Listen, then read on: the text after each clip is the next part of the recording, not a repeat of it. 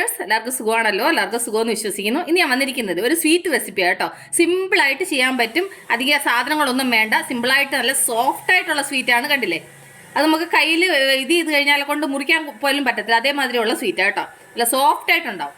കണ്ടില്ലേ, അത്ര വായിലിട്ട് അലിഞ്ഞു പോകുന്ന രീതിയിലുള്ള സ്വീറ്റാണ് കേട്ടോ. അപ്പം നമുക്കിത് എങ്ങനെ ഉണ്ടാക്കുന്നതെന്ന് നോക്കാം. അതിന് മുമ്പായിട്ട് എൻ്റെ കൂട്ടുകാർ ആദ്യമായിട്ടാണ് എൻ്റെ വീഡിയോ ചാനൽ കാണുന്നതെന്ന് പ്ലീസ് എല്ലാവരും ചാനൽ സബ്സ്ക്രൈബ് ചെയ്യണം കേട്ടോ. സബ്സ്ക്രൈബ് ചെയ്യണം. അതുപോലെ തന്നെ ബെല്ലൈക്കൻ പ്രസ് ചെയ്തിട്ട് ഓൾന്ന് കൊടുത്താലും ഞാൻ ഡെയിലി ഇടുന്ന വീഡിയോ നോട്ടിഫിക്കേഷൻ കിട്ടത്തുള്ളൂ. അപ്പോൾ നമുക്കിത് എങ്ങനെ ഉണ്ടാക്കുന്നത്, അതിന് വേണ്ടുന്ന സാധനങ്ങൾ എന്തൊക്കെയാണെന്ന് നോക്കാം. അതിനുവേണ്ടി പാൻ അടുപ്പ വെച്ച് ഇതിലേക്ക് 1 കപ്പ് പാല്, എന്നിട്ട് ഇതിലേക്ക് ഒരു 1/4 ടീസ്പൂൺ ഏലക്കാപ്പൊടി, എന്നിട്ട് നന്നായിട്ടൊന്ന് മിക്സ് ചെയ്തിട്ട് നന്നായിട്ടൊന്ന് തിളക്കട്ടെ. അപ്പം പാല് നന്നായിട്ട് തിളയ്ക്കുന്നുണ്ട്. ഇനി നമുക്കിതിലേക്ക് 1/4 കപ്പ് റവ, നിങ്ങൾ ഏത് കപ്പിനാണ് പാൽ അളക്കുന്നത് അതേ കപ്പിന് റവ അളക്കണം കേട്ടോ. റവയല്ല എടുക്കുന്ന എല്ലാ സാധനവും. അതിൻ്റെ കൂടെ ഒരു 1/2 കപ്പ് പഞ്ചസാര. ഇത് ഇത്രയും കൂടെ നന്നായിട്ട് മിക്സ് ചെയ്ത് കട്ടയൊന്നും കെട്ടാതെ നന്നായിട്ട് ഇതൊന്ന് വെന്ത് ഒന്ന് ഡ്രൈ ആവണം. കണ്ടില്ലേ, ഇപ്പോൾ അത് ഡ്രൈ ആവാൻ തുടങ്ങിയിട്ടുണ്ട്. റവയല്ല, വേഗം ഡ്രൈ ആവും. കണ്ടില്ലേ, റവ ഒരുവിധം ഡ്രൈ ആവുമ്പോൾ ഇതിലേക്ക് 1/2 കപ്പ് മിൽക്ക് പൗഡർ, എന്നിട്ട് നന്നായിട്ട് മിക്സ് ചെയ്ത് ഇനി ഇത് ഡ്രൈ ആവണം. ഒരു ലോ ഫ്ലെയിമിലിട്ടിട്ട് ഇത് നന്നായിട്ട് മിക്സ് ചെയ്യും. സിമ്പിളായിട്ട് ചെയ്യാൻ പറ്റുന്ന സ്വീറ്റാണ് കേട്ടോ. അധികം പാടൊന്നുമില്ല. ഇച്ചിരി റവയും ഇച്ചിരി പാൽപ്പൊടിയും പാലും ഉണ്ടെങ്കിൽ മതി. പിന്നെ പഞ്ചസാര പിന്നെ എല്ലാവരും വീട്ടിലുണ്ടാവുമല്ലോ.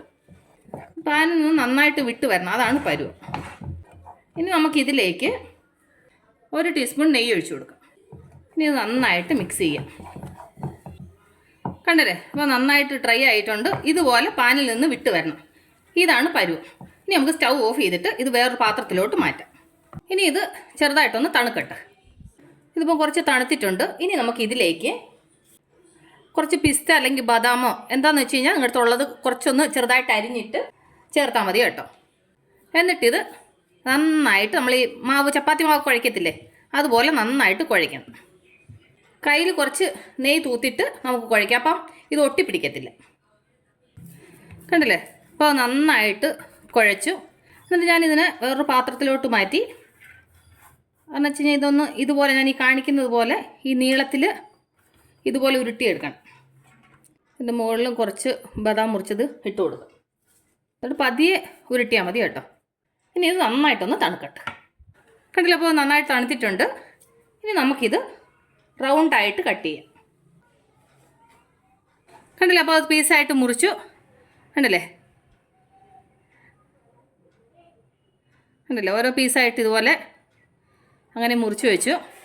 ഇനി നമുക്ക് വേണമെങ്കിൽ ഡെക്കറേറ്റ് ചെയ്യാൻ വേണ്ടിയിട്ട് 1 പീസ് ബദാം ഇതുപോലെ പ്രസ് ചെയ്ത് കൊടുക്കും. അപ്പോൾ ബാക്കിയുള്ളത് ഞാൻ ഇതുപോലെ ഒന്ന് ചെയ്തെടുക്കട്ടെ. കണ്ടില്ലേ, അങ്ങനെ ഞാൻ ഓരോ ബദാമിൻ്റെ പീസൊക്കെ വെച്ചിട്ട് ഞാൻ ഡെക്കറേറ്റ് ചെയ്തു. എങ്ങനെയുണ്ട് എൻ്റെ ഡെക്കറേഷന്? കണ്ടില്ല, അപ്പോൾ സിമ്പിളായിട്ട് ഈസി ആയിട്ട് നമ്മളൊരു സ്വീറ്റ് ഉണ്ടാക്കിയിട്ടുണ്ടല്ലേ. ഞങ്ങളുടെ വീട്ടിൽ എൻ്റെ ചെറിയ കുഞ്ഞിന് സ്വീറ്റ് ഭയങ്കര ഇഷ്ടം. അതുകൊണ്ട് ഞാനിങ്ങനെ സ്വീറ്റ് റെസിപ്പികളൊക്കെ കുറേ ഉണ്ടാക്കാറുണ്ട് കേട്ടോ. ഇത് ഈസി ആയിട്ട് ചെയ്യാൻ പറ്റും, നല്ല ഹെൽത്തി ആയിട്ടുള്ള സ്വീറ്റാണ്. അപ്പോൾ എൻ്റെ കൂട്ടുകാർ എല്ലാവരും ട്രൈ ചെയ്ത് നോക്കണം. നിങ്ങൾക്ക് ട്രൈ ചെയ്ത് നിങ്ങൾക്ക് ഇഷ്ടപ്പെട്ട നിങ്ങളുടെ ഫ്രണ്ട്സിന് ഷെയർ ചെയ്യുക, ലൈക്ക് ചെയ്യുക, വാല്യുബിൾ കമൻറ്റ്സ് ഇടുക. അപ്പോൾ നാളെ നമ്മൾ രുചികരമായ പുതിയ വീഡിയോ, പുതിയ റെസിപ്പിയുമായിട്ട് നാളെ നമ്മൾ വീണ്ടും കാണും. വരെ ടേക്ക് കെയർ, ബൈ.